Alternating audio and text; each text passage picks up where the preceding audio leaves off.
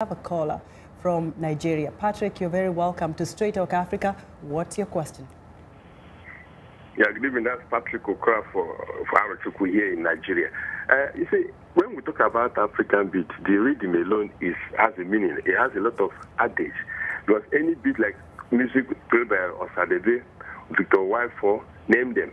All these things, they have to read that. When you see that, you memorize them and it has meaning to you. Now, what I want to find out from our guests in the studio, when we talk about African music and the rest, why is it that it is the old men that are interested about the African music?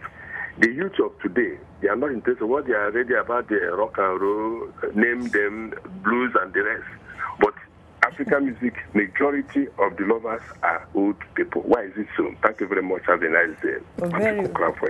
Very good question, Patrick, there from Nigeria. You know, David, it's coming to you. I was going to tell you, these days, Africa is really, you know, kind of copying a lot of American music. Yeah. And the rap music, which, well, forgive me because I can't cope with that. Because sometimes I don't hear what is being said. But take the question. Yeah, well, like I said earlier, there is this fusion with the generation of today. You know, like he was talking about the olden days, you know, the old people go with African music. Like we have the Afro Juju, the King Sunny Ades, the Osita Osadebes of Nigeria, all this high life kind of Afro Juju music. But what is happening right now, like I talked about in the late 1940s and 50s, when the Cuban music penetrated into Africa, especially to the Democratic Republic of Congo at that time, that music was transformed. You know, listening to the Cuban style of music, they started singing in a different way. And so what they did, they transformed that kind of music into rumba. You know, so that is exactly what is happening today with the current generation. Hip hop has taken over the young generation. So what is happening? That is what is being changed now to hip life, using the African beat, you know, taking some of the old African songs, you know, blending it with the hip hop to make it hip life. So it is the fusion. That fusion is there. We cannot beat it. The young generation is the young generation. You being one from Sierra Leone, you're going to tell us everything there is in music. Let's hear from Mr. Saunders, who is African-American, with the kind of music you've seen and how even the clubs that, you know, are there today in Africa, because they're part of tourism. When a tourist goes on safari or goes to visit a beautiful place, whatever country of Africa, they want to end up somewhere, eat a good meal, and listen to music. Some of the music that has really been something you savored and you cannot forget about. Oh, well, the drums, again, is most important to me. You can just close your eyes after a safari or after a long day out and just listen to the drum beat. It reaches out to you, it talks to your soul, and you get captured into it. And even if you don't have rhythm, you follow the rhythm beat, and next thing you know, the Africans, they pull you into and you're dancing right amongst them, and you just feel so relaxed. So I think the drum beat, but the uniqueness of some of the instruments also, because when you see these instruments, the sounds that can come out of them are so phenomenal. It's like you've never seen this before. That musician is so talented. We have to have more of that here in America.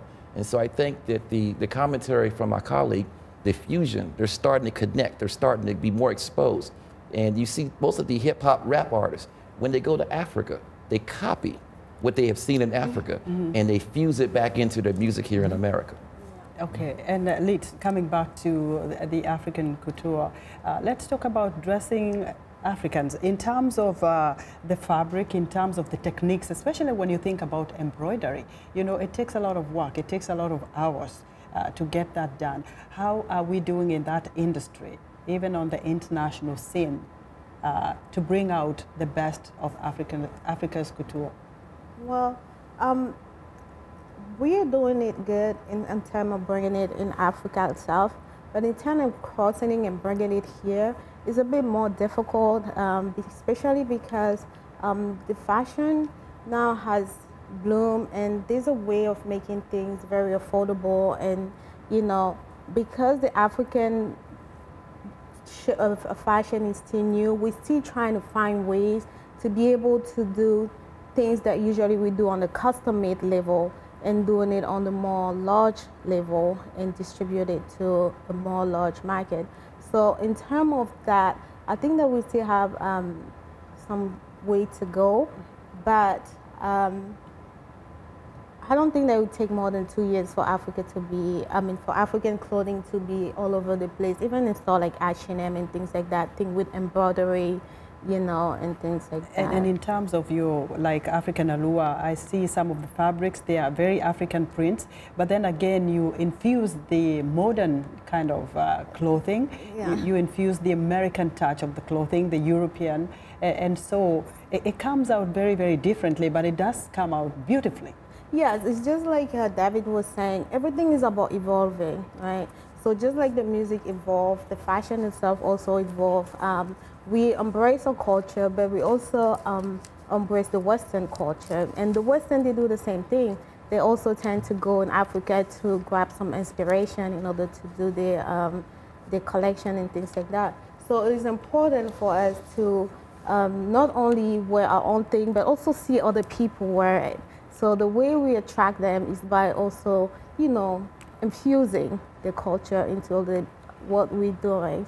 So yes, that's what you see, like just the dress I'm wearing. This is totally African, but on top this is more of the Western fabric. Very Western, but one of the things I see we agree on is that Africa is beautiful. It's a continent to visit, traverse from north to the south, east, west, everywhere, listen to the music, enjoy the food. But then again, on that note, thanks to our distinguished guests, Lith Kevine Tchantchou, a designer with African Allure, David J Saunders, CEO at Vandy International Professionals, and David Vandy, VOA host and producer of African Beat.